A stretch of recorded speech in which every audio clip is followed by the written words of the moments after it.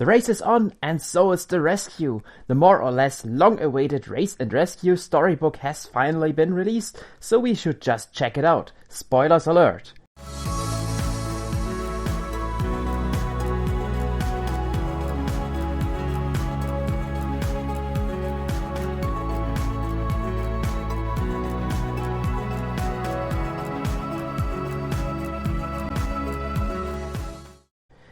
I will first go through the plot step by step, then we'll discuss what's good and what's arguable about the Race and Rescue book.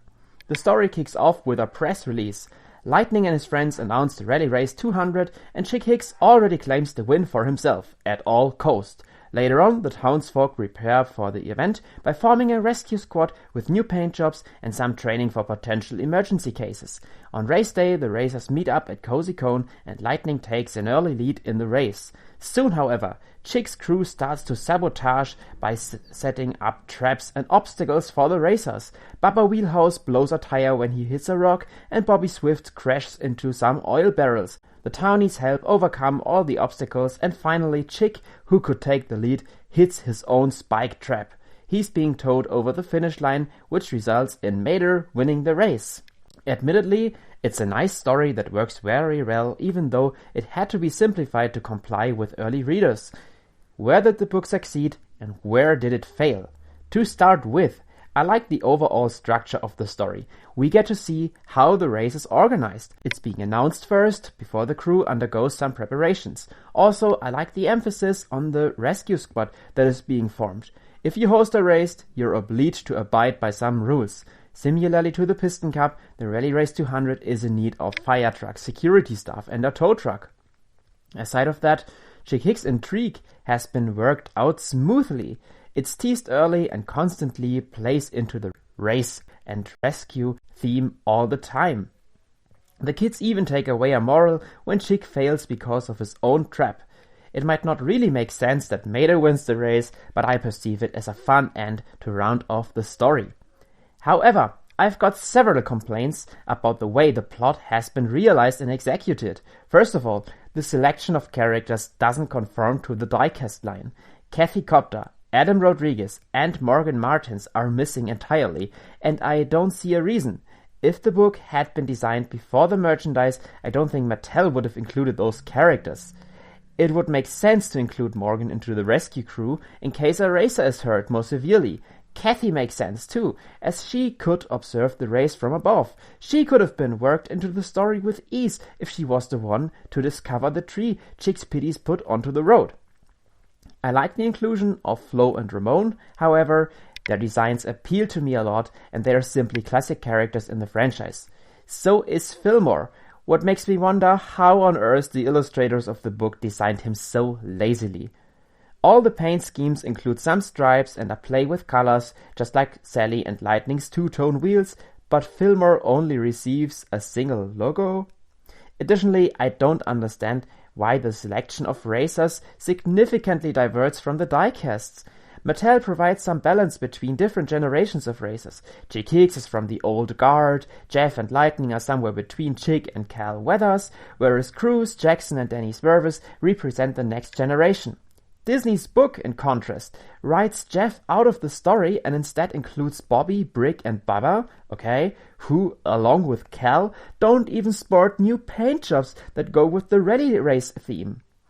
Some rumors pretend that Mattel invented the Race and Rescue theme when Disney requested more shares from the sales made with Cars merchandise, and it makes sense to some extent as Mattel produced a non-canon theme for the Disney Frozen dolls last year and had lost the license for Disney Princess and Frozen between 2016 and 2022, which could have originated in profit disputes too.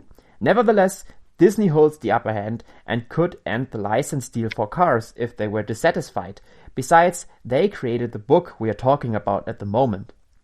Furthermore, Mattel has even described the GRC, for instance, as storytelling developed with Disney. I don't think they'd lie so openly to their investors throughout a presentation. Why have I come up with that rumor? Well, book and merchandise must have been made distinctly, resulting in those character issues. Another critique of mine targets the illustrations. It's rather aesthetically speaking, but some things shouldn't go the way they did. I wonder why the racers miss their spoilers when they assemble at Cozy Cone, and why Bobby's Octane hood decal suddenly appears after the race has started. Also, both Sheriff's and Red's paint schemes are incomplete. Obviously, Sheriff's yellow rescue stripes are missing as much as Red's blue bottom outline. Finally, there are some more plot failures, as well as a plot hole I've come across. Sarge is shown wearing a fire extinguisher. However, when the crew puts out a fire during the race, it's Ramon and Flo who help Red, yet they've neither had their own extinguishers beforehand nor when the race is over. So why isn't Sarge there? Moreover, when Mattel added a roof stand and some cones to Sally, their decision was presumably justified by Sally's passion for traffic cones. It made her release less basic and gave her an appropriate role within the rescue squad.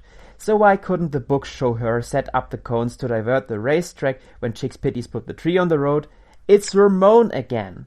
It only requires a minimum amount of logical thinking to adjust the book to the merchandise that released earlier, by the way. The missing rally paint schemes are enough evidence to prove it wasn't Mattel who created all this inconsistency. In terms of plot holes, you may wonder as much as I do how Lightning would swap from rally to rescue livery in the middle of the race. Did he hide a disguise and his siren somewhere on the track?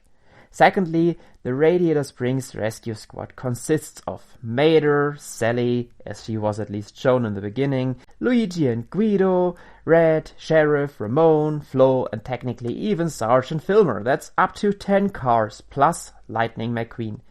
Why is it Cruz then who helps Lightning put up a ramp throughout the race? She should be racing. There's no point in her being both racer and rescuer, with such a large rescue squad at hand. To conclude, I like the concept of the book, but I see several mistakes in its execution. I honestly appreciate the course of the story in the book. The rescue training appeals to me as much as the various traps Chicks Pitty set up throughout the race. The oil barrel scheme was by far the most dangerous idea of all, and I'm impressed by the level of cruelty here. I'm a huge fan of how those intrigues coincide with the rescue squad, as it perfectly adds more layers to the race event. I have pointed out in the past that Cars is always considered to be about racing, but I think it's about much more. It's nice to see the Townies back in action and to get something more than just another race. However, the weird exclusion and addition of characters bother significantly, as it both creates some inconsistency and missed opportunities, leaving the audience irritated about the role of staff members like Kathy Copter, as well as the absence of Flo and Ramon in the diecast line. Aside of that, lazy illustrations result in a visually downgraded appeal of the book, whereas plot holes disturb the narrative perspective.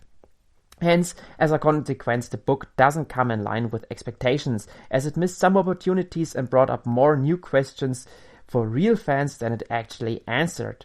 We all would have benefited from more coherence.